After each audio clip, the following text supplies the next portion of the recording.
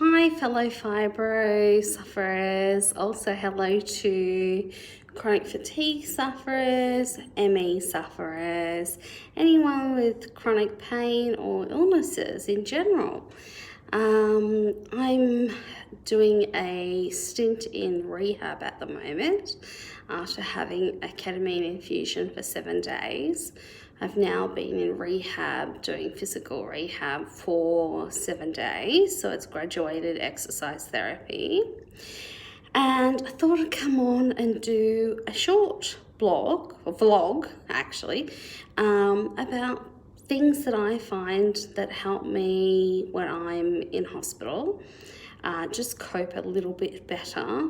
Everyone has their own way of doing things, so these are I'm not getting paid for this or anything. This is just something that I thought might help. I know that there's other people that do videos like this, but I thought, there might be some little thing that you can take from this that might help you with a long-term stay in hospital next time you're in an inpatient facility.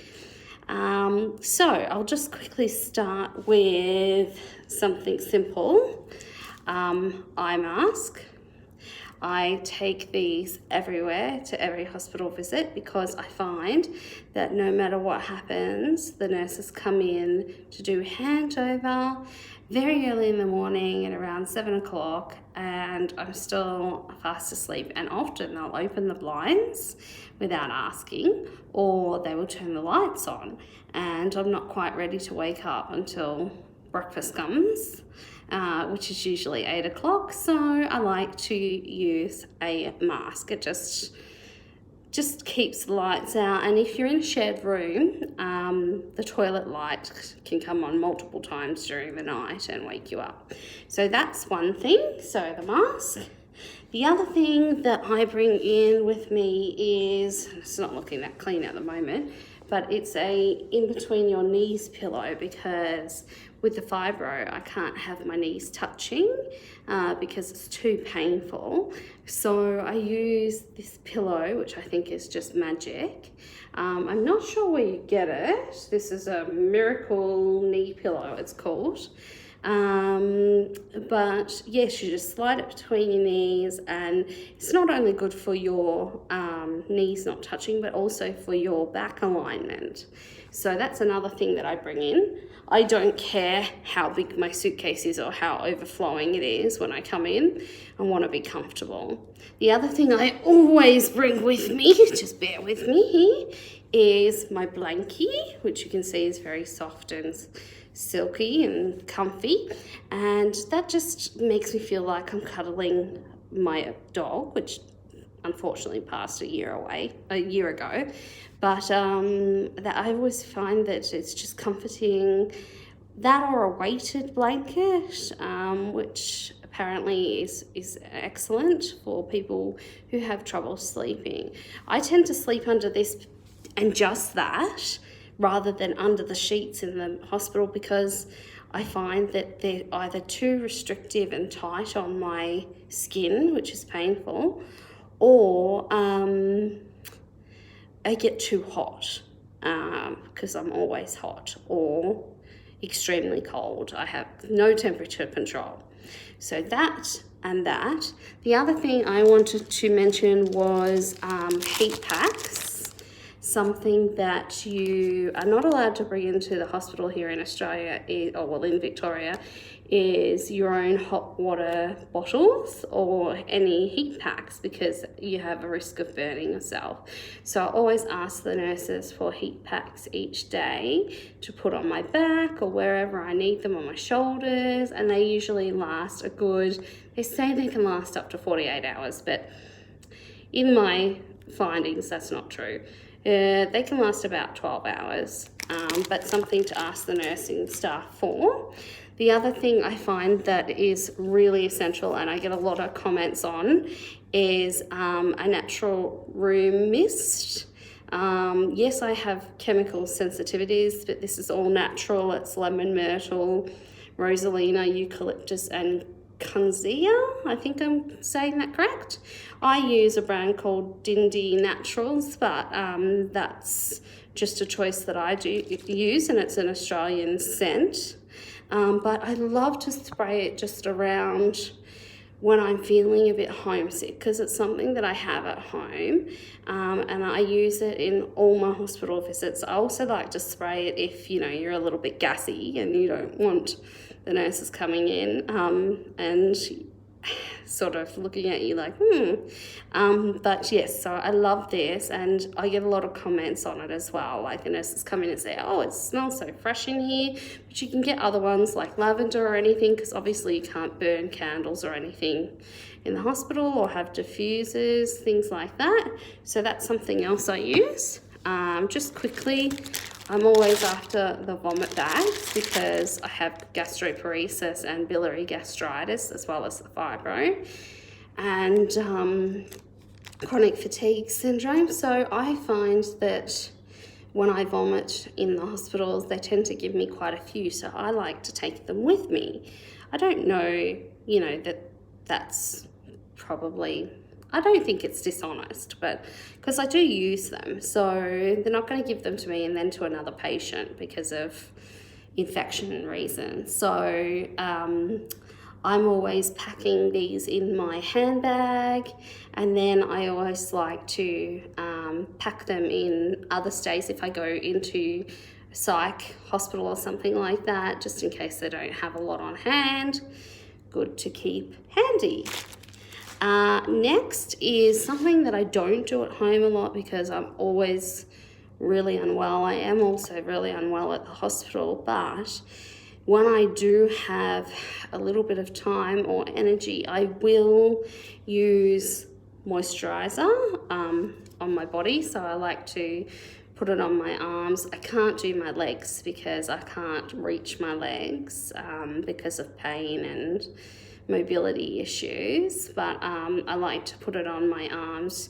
Just makes me feel like a little bit more human, and it's also really good because you get so dry with the air conditioning in hospitals. Anyway, that's what I found.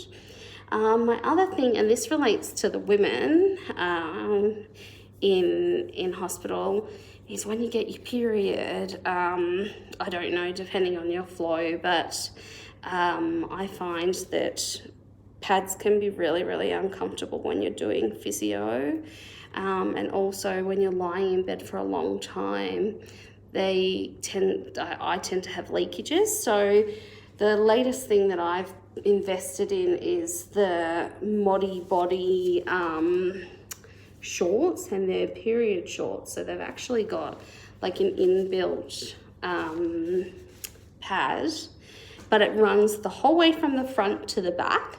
So when I'm lying on my back doing stretches in physio, I don't have to be nervous that I'm going to bleed onto the table. So that's just something that I like to, use, and hopefully that's helpful for some people. The other thing is obviously here I'm in a hospital where they have pastoral care services, but they tend to give you little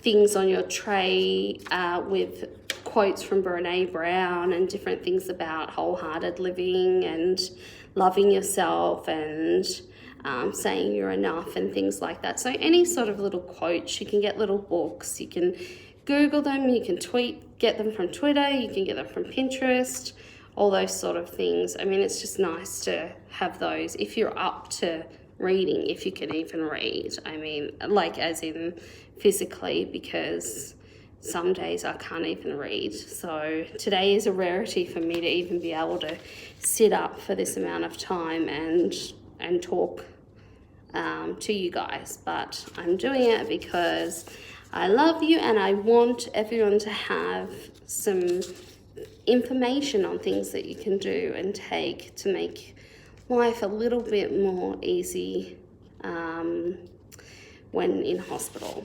I think this is the last but not least, is here they run an art therapy program, but I'm sure you've probably all seen the books where you can do colouring in of mandalas, or they have different pictures. The art therapist brought these around for me. I usually don't have the energy to sit up and actually do them, but look, if you have the energy and you just don't feel like watching TV, or you want the TV in the background, it's really lovely to be able to colour them in, and then you can frame them. This is one that I had someone do for me while I was in here, and they gave it to me, so I actually am going to try and frame that. I say that I'm going to, but the likelihood when I get home is that I'll be bedbound again like I am now, except for my physio twice daily, which thank God is just stretches basically on a bed.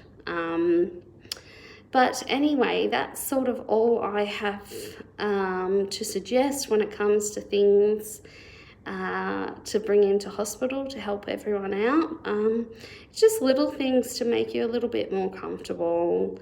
Also, actually, last but not least, certainly not least, earplugs. Not all hospitals provide them, so I find the silicone ones are the best ones, especially if you're in a shared room and you have a snorer, or you're the snorer, or you just don't want to be woken up by the external noises. I've found this day that there is a patient in the room next door that decides that he would like to play all sorts of music, from opera to the latest music, as loud as he can on his phone with his door open. So even with my door closed, it still comes through, and I have noise sensitivities. And so I'm forever putting in my earplugs and trying to sleep or to rest. So a tip for you is to definitely bring earplugs in. Anyway, we're all wearing masks at this stage, so obviously that's another thing, is the surgical mask. But we can stay in our rooms without them on. It's just when we leave our rooms, and I don't do that often, so it's not too bad. Anyway, I hope that this has helped some of you.